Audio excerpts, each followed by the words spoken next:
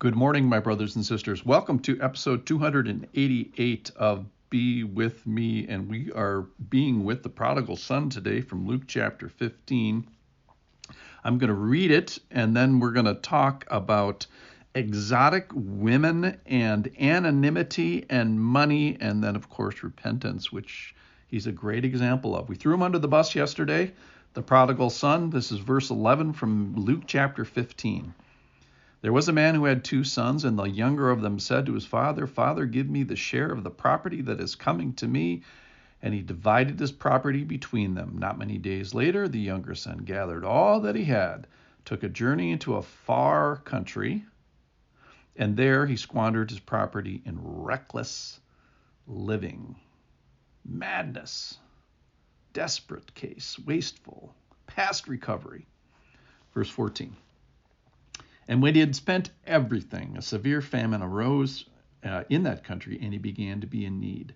So he went and hired himself out to one of the citizens of that country, who sent him into his fields to feed pigs.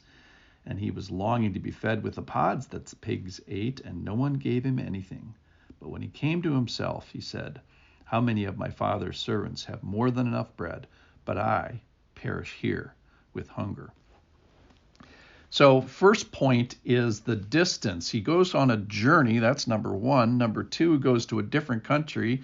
Then number 3, it's a far country. So he's hoping a couple things. I think he's hoping for distance, and in that distance you get anonymity, of course, we're always before the eyes of the Lord's, and probably trying to get away from accountability, that nobody is watching. The second thing I think he's getting for is he's trying to get, because we learned yesterday that this was reckless living, a past recovery, desperate, mad case of being devoured, eaten up by what? Prostitutes, sexual stupidity. And I think part of his efforts here were for exotic foreign women.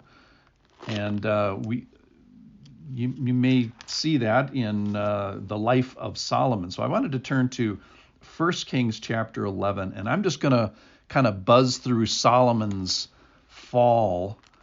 The problem is in verse 1, it says, King Solomon loved many foreign women. And then he marries them, and then it turns away his heart, and then he clings to this. He has this bad idea where the Lord had proscribed this, and Solomon thought, well, I'll get around this. So he gets this death grip on a loser, and he won't let go, and he clings to this. And in fact, he doesn't even cling to it. He actually goes after Ashtoreth, the goddess of the Sidonians, and he starts to do evil in the sight of the Lord, and he doesn't wholly follow the Lord. And then finally, he, in the great offense, builds a high place for Shemash, the abomination of Moab. So it's he just kind of goes from bad to worse, and it hinges on exotic women as opposed to the principle in Proverbs chapter 5, which says, verse 15, drink water from your own cistern. He's talking about sexual satisfaction from home.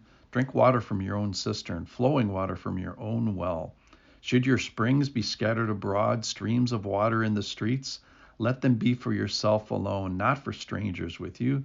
Let your fountain be blessed, and rejoice in the wife of your youth, a lovely deer, a graceful doe. Let her breasts fill you at all times with delight. Be intoxicated always in her love. So we should talk about breasts for a second. I don't think we've talked about that in 288 episodes, but the proverb is to let her breasts, the wife of your youth, be satisfied with those 2 breasts rather than more breasts, as opposed to always the ones that you don't have. And I think this might be the problem that the prodigal is. He's outside the boundaries of marriage, outside the Lord's provision for this, and kind of goes like a crazy man. That's what it says. It says he's madness. He's past recovery in this reckless living with the prostitutes. So that's strike one. Strike two is, let's talk about money. And he has this generational wealth. He might have earned some of it, invested in the farm or whatever business that the father was in by working. But he gets this inheritance and spends it all, spends everything, and sort of dissociates the blessings of the satisfaction of worth, gets this windfall, and then spends it all with this zipper management problem. So then something bad happens. After he spends everything, a severe famine arises, and he begins to be in need. And this is where the story turns kind of cool. In this world, certainly we're going to have trouble. There's going to be famines and oppressions and dropsy and illness, and that's just in the past couple of chapters. And he finds himself in this fallen world, and he begins to be in need. And he's not a citizen of this country. In fact, it says this, that he goes and he hires himself out to one of the citizens of that country, sort of emphasizing the fact that he is not a citizen of this. He's outside his family bonds. He's outside his bonds of association geographically with his neighbors. He's outside of his work associations. The servants are even held up here in a second. He's outside his tribe and he's outside his country, so he has to go and hire himself, which is a great thing. So he hires himself, he feels the need, and he feels hunger. And I think this longing is the beginnings of his restoration. So when he's with the pigs, he doesn't eat their pods. He just feels the hunger. He doesn't take it. He's tempted, probably. That's why we know that he feels longing and hunger. Certainly he was tempted, but he doesn't take it. And this is where the story becomes great. So who of us has not been sexually stupid? And we find himself finally here, he stops taking what is not his to take.